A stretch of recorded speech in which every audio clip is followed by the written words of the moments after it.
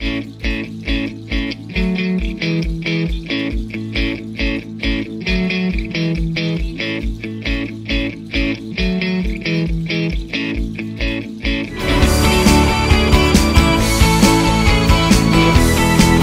Wajman était attendu à Montpellier dans le cadre du Cinémètre, mais aussi accompagné de l'équipe du film, Tahar Rahim et Adèle Exarchopoulos. Il a présenté Les Anarchistes, qui a été diffusé au cinéma Le Diagonal, qui a affiché salle pleine.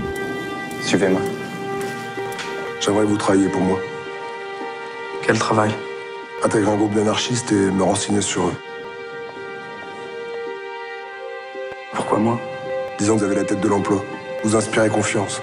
J'ai l'espoir d'une organisation sociale dans laquelle personne ne contrôle personne et où chacun se contrôle soi-même. Je me suis fait tabasser.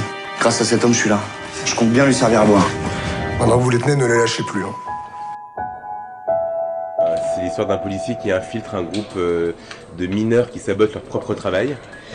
Et j'avais envie depuis longtemps de faire un film sur quelqu'un qui rentre en politique de manière un peu incongrue et qui rencontre une idéologie mais de manière étrange. Et donc j'ai eu l'idée d'un policier qui infiltre ce groupe et qui allait pouvoir embrasser l'idéologie anarchiste sans l'être vraiment, quoi. Comment on pouvait être et pas être à la fois et suivre les principes de ce mouvement anarchiste et rentrer en politique de manière étrange. Vous vivez tous ici? Oui. Si vous voulez leur plaire, il faut leur ressembler, sinon ils verront que vous trichez. Qu'est-ce que tu fais là, Jean? Qu'est-ce que tu cherches? Je me demande pourquoi ta tête me revient pas. Laisse tomber, c'est un jaloux. Il supporte pas qu'Élise était à la bonne. Le bonheur, c'est quoi? C'est de s'embrasser, c'est de penser. C'est de vivre, le bonheur, d'être libre. Qui en est? Si vous faites ça, je veux plus jamais vous voir. Les gens disent que les anarchistes sont des fous, ben c'est vrai. Cette folie est engendrée par le système. Faut toujours tomber amoureux, c'est le seul truc qui vaut la peine d'être vécu. T'as déjà été amoureux, toi? J'arrête, moi, c'est terminé. Mais c'est beaucoup trop tard pour arrêter. Si vous arrêtez, vous serez plus anarchiste, plus flic, plus rien du tout. Si jamais ça tourne mal pour moi, je veux que tu t'occupes de Judith. Ce que j'ai fait pour mon premier film qui parle d'un type qui part en Israël et qui, on va dire, utilise l'idéologie sioniste pour échapper à des problèmes familiaux.